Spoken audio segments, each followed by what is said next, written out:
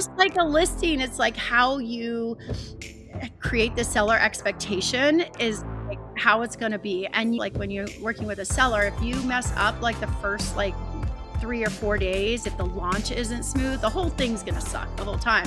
And with an agent, the life cycle is so much longer and the time in is so much harder. So like how you bring them in and the expectations.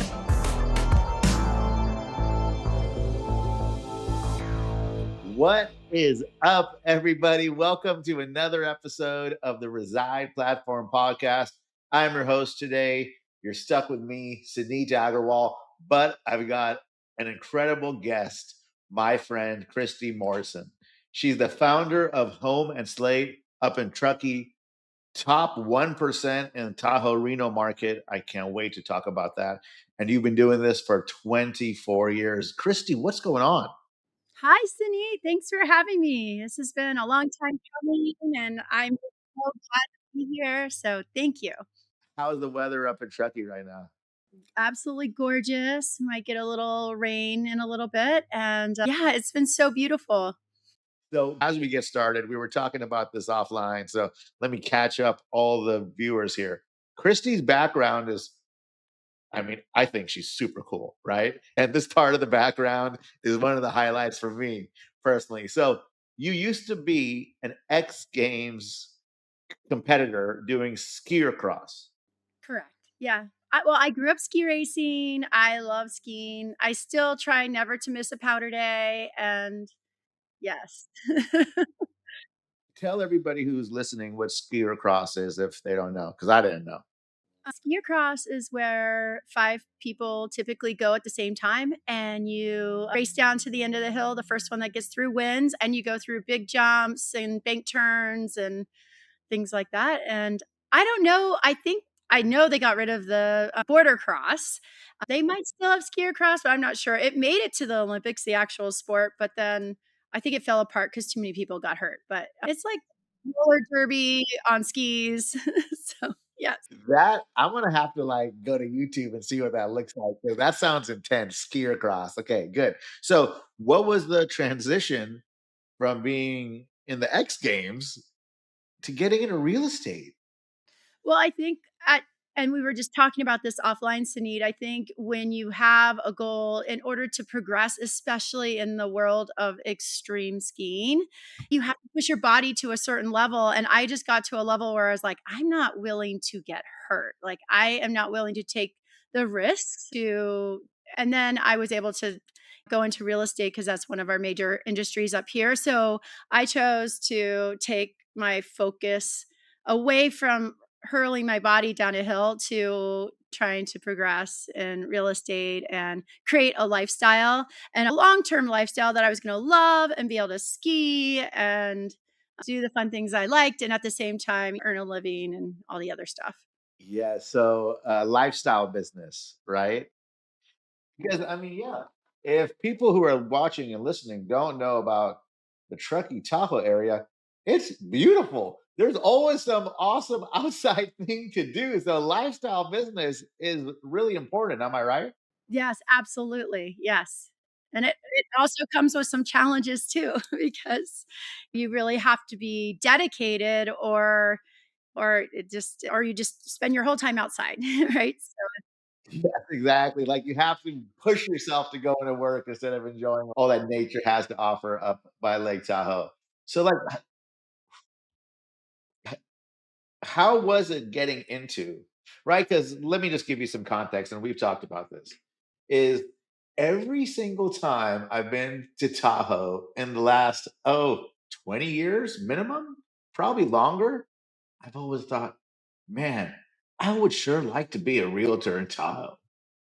Right? I walk down the street in Truckee or Tahoe or wherever, Tahoe City, and I see the real estate offices and I see the beautiful houses, right? All up on the windows. I see all the amazing price points. How was it like starting out to be a realtor in a market like that?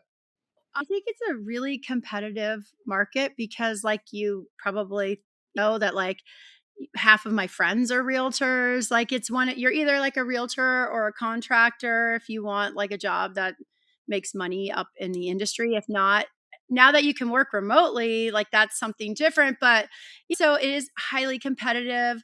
There's, I think, about 1,300 transactions occur. So, what, 3,000 sides? There's about 800 or 900 agents in our MLS. And a lot of people a lot of agents from the Bay Area will come up and represent their buyers sometimes. So, they, that kind of like takes some of the numbers away too. But at the same time, I feel like it's easy to outwork the competition. I feel like that's how I was able to do so many transactions, and why I still am in the business today is that because it's such an outdoor lifestyle kind of area, it's really hard to have people like even pick up the phone when you call. So you only need to be like 1% better than your competition. And it's actually easy to do that up here in the areas. It was for me, coming from like a ski racing background, or just who I am, that where intrinsically I try to just like put my heart into something, it's easy to be just a teeny bit better than everybody else, is what I've always like thought I needed to do. So it sounds like you're saying you have to outwork the competition, Yeah. Yep. right? What are some ways that works for you to outwork the competition? I feel like being available, answering the phone, answering people's questions. When a lead comes in, like, you have to be one of the first ones to get back to them. And it's all about just like getting back to people, figuring out what they want and getting it to them in the quickest and easiest way possible.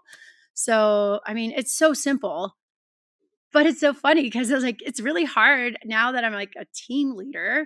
It's really hard to find people that are like so dedicated to that process, right? So, and we can go further into that too, in terms of like the process of going from a salesperson to like a team leader to now I'm like going back to being a salesperson, and like all the twists and turns of this is just, it's quite a ride. Yes, well, I definitely want to talk about that.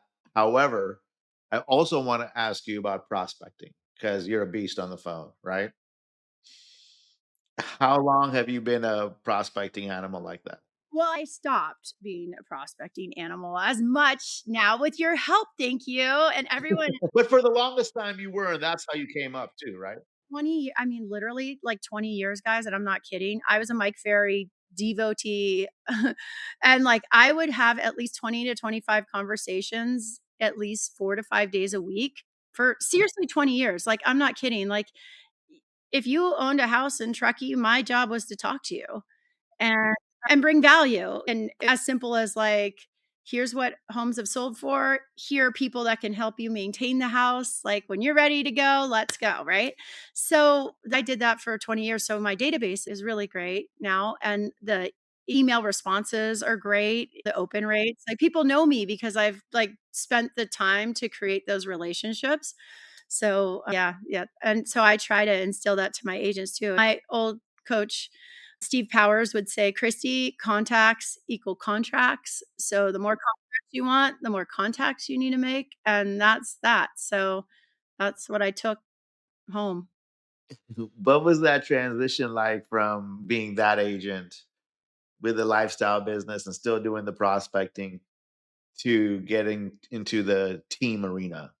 I mean, I feel like I was in massive burnout though. I mean, 20 years of making like basically 25 contacts a day, like that sucked. Like, that was so hard. It was like, oh my goodness, like, by the end, I was like, I cannot, guys, I cannot do it." So, but I guess that's what I did, and I feel like then I had the momentum and the ability to then now, like, I'll get 2 or 3, come list me calls basically every week now that I'm, more established, and in a small town, like, that's what it takes because, like, in a small town, there's only a few of us that are, like, quote, unquote, like, "the dominators," so, or the people that people would call. And the thing with Tahoe and Truckee is like most of our business comes from outside of the area. So you can make your business with your friends, right? But like they're not the ones most likely to buy or sell. So you have to like get your name out into the Bay Area where people want to buy or sell through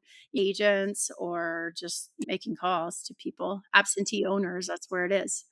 Absentee owners, yes. So now with the team, you got marketing director, different specialists, agents. Like when you decided to first start hiring people, number one, how did you know it was time to hire somebody? And number two, what was the first role that you kind of hired?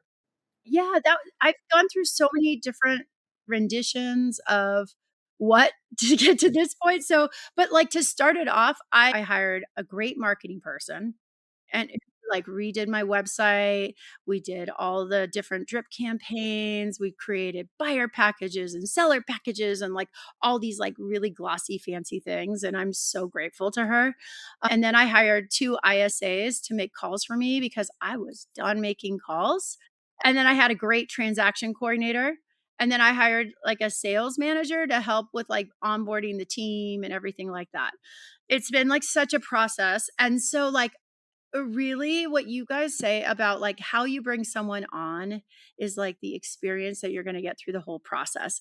Just like a listing, it's like how you create the seller expectation is, like, how it's gonna be, and, like, when you're working with a seller, if you mess up, like, the first, like, 3 or 4 days, if the launch isn't smooth, the whole thing's gonna suck the whole time. And with an agent, the life cycle is so much longer and the time in is so much harder, so, like, how you bring them in and the expectations. So, at the beginning, I was like, "Guys, I'm retiring. I'm over it. I don't wanna make a single call. I don't wanna talk to a single seller. I don't wanna talk to a buyer. I hate this. Like, you guys come in, you take my deals, give me a cut, we're good. See you later," right?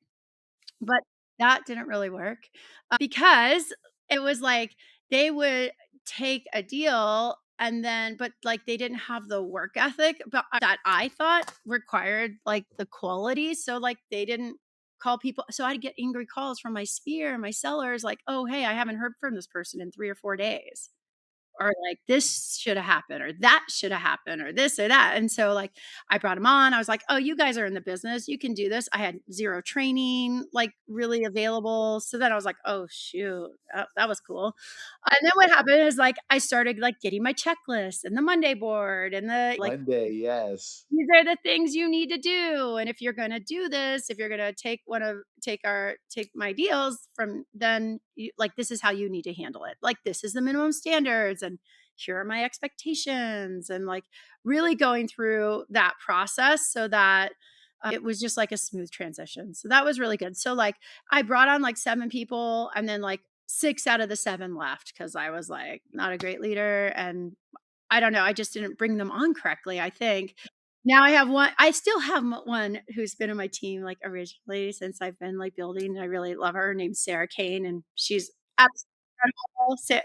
Shout outs to Sarah, great listing agent, great buyer specialist, love her, yeah, so she's seen the progression through, and I also think what's really cool too is, like, coming from being, like, a salesperson to going into more of a leadership role is, like, you have to learn a whole new set of relationship tools and skills that I did not have. And I really love my team because they are like, wow, Christy, you're so much nicer now. Or like, just like you've changed so much or you've grown so much. And I really think like even just in real estate, like you get instant feedback on like if you're doing something right or well or whatever. Cause like either our house is going to sell and people are going to be happy, or you're just going to like have to go through that process of unhappy clients or you kind of messed out. Like, so the feedback is like instant. It is kind of like skiing too, is like the feedback is instant. And as a team and being in a team, like maybe the feedback isn't so instant, but like you certainly learn some lessons the hard way if you don't catch it soon enough. Yes, that's the thing with leadership, right? Is and I've been saying this maybe just quietly to myself back when I was an agent. When I just started out, like, okay, this guy sold 40 houses this year in Sacramento and now he's a team leader. Like, that guy's a dick. Like, he doesn't know that just because you're a great salesperson doesn't mean you're a good leader. And the counter argument is always, oh, well, I'm leading my clients to a sale. I can lead a person into something. Okay, whoever said that must be a salesperson and not a leadership person. Because I know when my first foray into leadership was in the mortgage game, and it was high pressure, high stakes, and my people called me a fucking tyrant, right? And what did I learn from being called a tyrant? Was that is ineffective. Thank goodness I got more reps on leadership when I ran my dispensaries, which is a whole other vibe, right? Everyone there is a little bit happier, it's a little bit chill, and I really got to hone my leadership and then but I know, and I hear it from people every day that my real estate team is the first time I've had a real leadership role. How do I lead these people? Because I have unrealistic expectations and no one's doing the shit that I say. What do you think about that?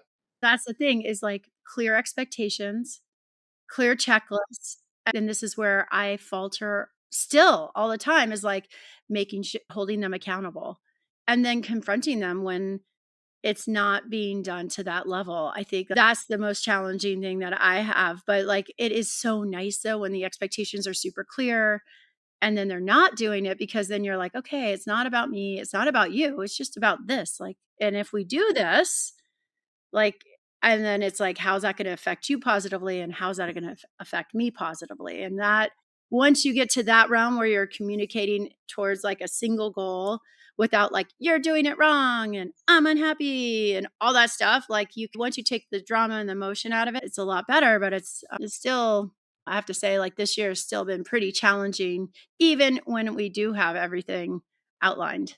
Yeah, I mean, sometimes it can never be enough because there's all kinds of other mitigating factors that are impacting us these days.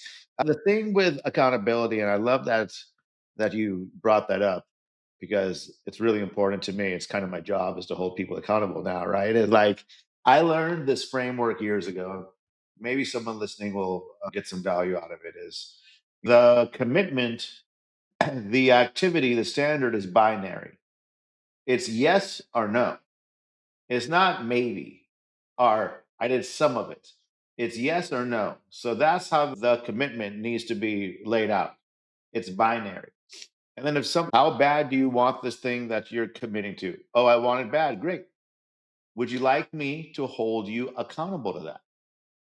Right? And most people will say yes. Because everybody, maybe not everybody, but a majority of people go towards accountability, right? So, can I hold you accountable to this? Yes or no? If yes, how much accountability would you like? How much can I be a dick? Right. But also, like at the same time, like, and we've both heard Chet say this is accountability is the highest form of love. And for the longest time, I never got what that meant. I just nodded along, like, all right, John, yes, that sounds good. But accountability is the highest form of love because everybody wants accountability and everybody has stuff that they want to do to improve their life. So when somebody is going out of their way to hold you accountable, that's somebody sacrificing something for themselves to care for you, sacrificing whether being able to have that hard conversation with somebody, right? So that framework just changed everything for me. So I asked, do you want accountability? I even asked it to my family, and they always say no and tell me to shut up. But besides that, everybody really veers to it. So I want to talk to you a little bit about marketing because marketing, especially in an area like Tahoe, the greater Tahoe area is so important, right? What are some things that have been effective for you in growing a real estate business through marketing in Tahoe? Well, I mean, when I went from being like a secret agent to trying to be everywhere. Tried to dominate the physical world and dominate the digital world. And when I was a secret agent, I would just make calls and I would spend no money on marketing. And then I was finally like, okay, my goal is to dominate the physical as well as the digital. So, how would I do that? I mean, dominate the physical area. So I had 2 cars that I wrapped. I had T-shirts, I had, like, hats, and I just tried to be everywhere, and people would just see my name, like, everywhere. If there was, like, a school sporting event, theater, like, all the sponsorships, like, I just tried to make sure that, like, my name was, like, everywhere in town, and so when someone came into town, I have a office, right on a main road. There's my van, there's my face. I mean, my kids were mortified. I mean, literally I had my face on my car, like, they just we all laugh about that. My face isn't on my car anymore, but, like, there's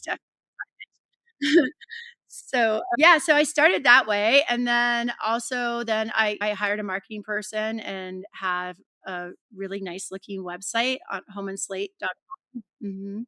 And I hired, like, models to do, like, the video part, and I really invested in that aspect of it, and then I am with Sierra Interactive and, do pay-per-click. I was a big Zillow agent for a long time, and then I use Realtor.com as well. I do a lot of postcards and things like that as well, so Tell me about the postcards because I was hoping you were going to say that. What do you do with postcards in a second home market? well, I mean, I feel like because people are out of the area, they appreciate, like, what homes like theirs are selling for. So, I mean, I had there was another agent in our town who has retired, but he was, like, the master of, like, this, like, newsletter that went out that told everyone what their competitive homes were on the market and what they sold for, and I think because of that, I use a company called Celebrity Agent that does the postcards for me. So it's very consistent, so I don't have to think about it. It's expensive, right? And you have to do it at a pretty high level. But I get a return for it. I think it's because it's a second home market. It's not like they're I mean, people can go on Zillow and things, but it's just like that constant reminder that I'm there when it's time for them to list their homes or sell their homes. So you'll send it to the main address in the Bay, In the Bay. I will yeah, it all goes to the homeowner. Yeah, and you have to set it up correctly so it doesn't go to their other address, but yeah. to the empty house where mail's just stacking like in a PO box or something. Yes, Celebrity Agent. Yeah, me and you are both on their website, aren't we? Oh, yeah. I guess so. Yeah, that's so cool. So I think if you just did that blindly, like, that it would take a long time to accumulate, but how do you make a relationship? I mean, like, the postcards, but you have to have, like, some sort of conversation or text or email, like, something has to be going back and forth. I don't know if the postcards alone work, but that's in conjunction with everything else. right, yeah, it's so hard to figure out what piece of marketing messaging had the impact at the one moment where they decided to call you? Because, like you said, it could be years of maybe they came in as a Zillow lead 7 years ago, and maybe they've been getting emails from us the whole time. Maybe one of our agents called them once or twice. Maybe they drove by one on their way into town and went by your built your van, your wrapped car, right by your office. And then finally, one day, after seeing your face and seeing all these things for years, they get a piece of mail and say, "Oh, Christy, yeah." Right? Like at that point, they feel like they know you, right? That is so big. Pretty big for a while on YouTube videos and highlighting all the areas in Tahoe, all the neighborhoods, and I'm gonna get back on that again. But that was really effective too, because if you are thinking about Tahoe, you are gonna go online and start like looking at videos and looking at things, and that's been pretty helpful as well. And if I call them and they wanna do some background on me to know if I'm, like, a real person, then it's good to have the backing of the nice website, the videos, that you're, like, a real person, and I think as time goes on, there's fewer and fewer real people out there. There's just the scammers and everything going on. So the more, like, authentic, real, and you can actually make that connection, I feel like as we go into AI and everything else, like, those real connections are what's gonna be important, and even, like, Facebook and Instagram is so noisy and there's, like, so much, like, false ideas. It's just, like, really Bullshit. spam There's so now. much bullshit on there. There's so much that it's just, like, be authentic, be real, have the heart of, like, you're gonna take care of them and their interests at heart, and if they can trust you and you convey that, I feel like that's more important than almost anything else. That's so good, and I love your guys' focus on marketing because oftentimes when I'm daydreaming, I'll go to your website and look at houses in Tahoe, Truckee, and man, you guys launched. There was that one listing in Reno you had a couple months ago. Oh, yeah, over on Mormon Tea for Yes. 6,000,000, yeah, or Yeah. How much was that house? 6,000,000. Yeah, that house was amazing. It was, yes. Mhm. Yes. So how do you like plan the launches for these amazing listings when also a big bulk of your the prospective buyers are in a different city? Right. Yeah, that's such a good question. And that's the thing too about the core beliefs of what makes you a successful real estate agent is like those good listings are the fuel that fuels your entire business. A good listing will bring in buyers, bring in other sellers, and I mean, especially when you price it right. So like those things like professional photography, the drone, the videos, all those things to highlight like the lifestyle and what not only like the details of the house, but like hopefully the lifestyle it will provide is what we really focus on. Yeah, you guys do some of those lifestyle videos, right? Yeah, it's so funny. Like, I remember years ago, before we were friends, whenever I would go up to Tahoe, I would always think, I was like, dude, every one of these realtors is taking cell phone pictures of these listings.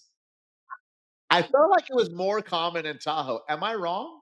No, you're not wrong. We just like our market just transitioned over in like 2000 maybe 15 or 16, but yeah. Yeah, toilet seats up and things like it didn't matter. It just yeah. Like, I was staying in some, like, baller Airbnb in Dollar Point that happened to be for sale. So I went online and we talked about I loved it. That's one day. You guys can help me find a house there one day. Although there's probably much nicer areas now, right? But, No, Dollar Point's amazing. I think you should definitely get a place there. We'll talk afterwards, but it is with the private beach and the pool and the duck. Yeah, buoys. Yep. Mhm. Yeah. so we were staying in this baller house and it was listed. So I went to Zillow and the realtor was in every photo like this, like taking a photo in every bathroom mirror. Every toilet seat was up. The lights were off. So, bro, but I guess was the thinking back then that everything would sell anyways, or it was just kind of how it was? Both, both. I mean, I think that's how it was. That's what the competition was like. And I remember as we moved through it, like that was one of our plays is like, wow, like we'll take professional photography. Like you will make it really neat. We'll make sure that the bedspreads are straight and the seats are down and the pillows are fluffed and everything like that. And that really matters. And we still highlight that, like getting your home ready and the staging and that entire process. But again, it's so important, absolutely. Because again, people mhm. Tell me about your client first mentality and why that's so important to you. Yeah, well, I mean, I think also particularly because I am mostly a listing agent, and that's where I'm very passionate about, but, I mean, we still see people in our market where, like, they won't bring homes to market, they'll just bring them on as contingent, so they'll double end it before it goes to market at a price that is low or lower, or we'll get Just so they can get both sides, right? yeah, and it's so obvious in, like, a small market. This isn't, like, a ton of transactions, like, we all see it. It's really interesting, and you know the agents that do it over and over again. It's like, "Whoa," and then sometimes we'll miss out on a bidding war, and then it'll sell for, like, $100,000 less or things like that, so you're just like, "Whoa," like, that happens. It happens. And sometimes there's other situations. I'm not throwing anyone under the bus, but I feel like there's a lot that goes into not only the marketing of a property, but obviously like how you negotiate it, how you can get the price up for people. It's easy to get a quick deal, but I think it's like people's lives that you're working with. It's their next step, it's their retirement. It's like they don't do this all the time, so they really do need someone that's, like, experienced and can help them through the process, and it's not just like every other person can do it. I feel like there's an art to it, and that gets missed. How do you portray that message to the agents that work for you? I'm currently challenged with it and at the same time, I just try now that I've been a team leader for a few years, I really try to make sure when I'm hiring that I'm hiring someone that has like heart and consideration for others because I have hired like some really like they're great on paper. They're great because they can close and they get deals and I love them for that. But at the same time, it's for them and not for the client, and I feel like I built my reputation on trying to be, like, client first. Like they win, you win. And it's like the more you serve people, like the more money that's going to come in. And I just have that mentality. That's something that's really hard to teach. So I just try to make sure that the people that I bring on my team have that in their core. And then it's not, and then it's actually kind of a non issue. Yes. And here's the thing is we've all hired agents who might have been great closers, who might have done a lot of deals, but they're also the ones that you get the most complaints about. And if you're listening to this and you're getting those calls, here's your red flag. Because let me tell you, you're not going to change that behavior, right? It's ingrained in some people, and that's okay. And if that's okay with you, then that's okay too. But real estate is a business that involves like bureaus and licensing. So it's important to do the right thing, not only for your license, but also so you have a good reputation because your reputation is everything. Yes. Yeah. And, Mhm.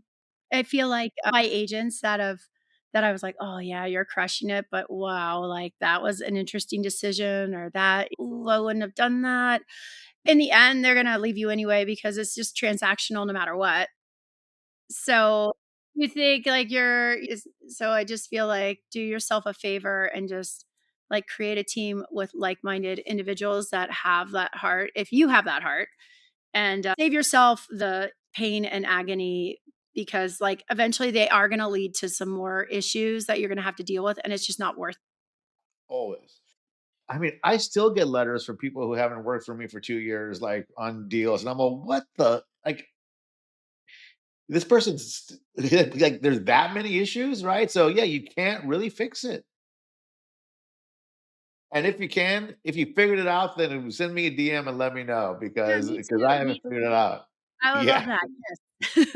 So, what advice do you have for real estate agents listening to this episode right now? Well, I mean, I go to my core contacts equal contracts.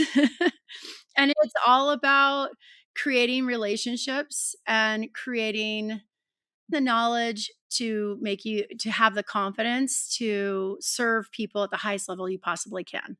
Like, understand the contract, understand the process because they're putting millions of dollars typically in your hands to sell their house. So, like, take it seriously. Like, you're a doctor, you're an attorney, you're an accountant. Like, take the skill set seriously because there's so many different details in the contracts and the disclosures and all that stuff. Like, you really need to master that. And that will give you the confidence to really be like, yes, let's go. Like, let's list your house. I'm going to get you the top price that we can in this market. Understand that. So, like, really like developing not only like the skills are sales skills, which are really important too, but also just like the whole like technique, the skill set that you need to become competent in this profession and treat it like a profession, not just like a hobby and get the answers yourself. There's so many classes, like through Reside, through your broker, through your state association, but like understand what the game is. And then once you understand the rules of the game, then go win it, right? But like don't try to win the game when you don't know the rules. So Yes, that's so good. so So good. that's what I'd say to agents. Yeah, I was, and I've told this story many times, but it's because it's a good one. I was at my first daughter, what is it, nuclear testing, where they like do the scan of the baby when my wife was pregnant. I think it's called nuclear testing. I don't know, but we're in there, and they do the scan, and you're looking at the face. Is there anything wrong with my kid? Am I having a boy or a girl? Is there anything wrong with my kid? And of course, the person doing the scan is just like cold face or just right? Taking their pictures. And then you go to another room where you meet with a specialist, some kind of somebody, right? So I remember going in that room and there's a big binder full of all the things that could be happening with your kid, right? And all the things that aren't happening. And this woman I'll never forget, she takes the binder and she flips it around so that we can read it sitting on the opposite side of the desk. She's opening it to pages and lines and explaining what the line says without looking down at the manual at all and looking at us in the face.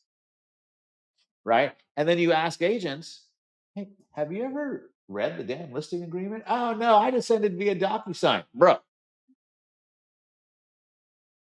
Right. So at that moment, when that happened, I learned the front and back of every contract. And I quit doing so much DocuSign for people. Like, hey, let's meet and walk through this agreement. Right. So, yeah, learning the contract and learning the game.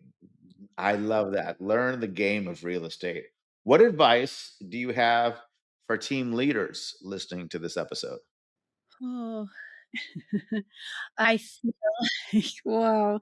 Like, definitely what I've learned is it's all in how you onboard people through the process, and I feel like great onboarding really helps, and not taking things too personally, because, like, people come and go, and that's super challenging for me, and I think, like, really becoming responsible for what you're giving to your agents. And I know like John Cheplack talked about like the importance of team meetings, and they're looking for you for guidance, inspiration, and accountability. And and I think that once you make those things clear and you actually put time and effort into it, it really shows and people really appreciate it. And I so that's what I've been focusing on lately. It seems to be somewhat working, but it's a challenge for me at all times. What are you most excited about coming up? Well, well, right now it's summertime in Tahoe, so it's absolutely incredibly beautiful, and we're finally in our selling season. So homes are listing and houses are selling, and there's just like a lot of activity. So that's really nice for us because usually in the wintertime it gets kind of slow. So right, we've all made it through this. We made it through the slow time, and so now we're like super fired up to help people and help our buyers and sellers, and even listings sitting on the market are selling. So that's exciting. I just brought the horses back up to Truckee. I'm really excited about that. Now I have them back in my backyard, and we have, lots of fun friend outdoor events and swimming in Tahoe and rafting and stand-up paddleboarding and music in the park and all those things. So that's what I'm excited about. Oh man, I'm about to get in my car. That's right. Come on up. It's great. Yes, yes. All right. Well, Christy, if anybody wants to send you, number one, if you're listening and you are a realtor and have a referral for anybody in the Tahoe area, the only person you can call is Christy. That's the only person I'm going to call. So, so Christy, when somebody sends you a referral, because everybody listening will, right? How do they reach you? Well, you can find my contact at homeandslate.com. That's the easiest. And then you can also call me at 530-412-0484. That's my cell number. And I'm at Christy at Explore Tahoe Homes. That's my email. And Christy Morrison, I'm sure you can find me on Facebook or Instagram. You can message me as well. So, yeah, feel free to reach out. I'm happy to talk about real estate and what it's like to live up here in Tahoe. Yes, awesome. You guys make sure you do send those referrals to Christy and go find her on social and follow her. If you want to see some amazing houses, go to her website. That's where I go. So there you go, guys. Anyways, Christy, thank you so much for coming on. Super fun. Everybody watching and listening, I hope you got something out of this episode. If you did, please click like, share with a friend, and we'll see you on the next episode of the Reside Platform Podcast.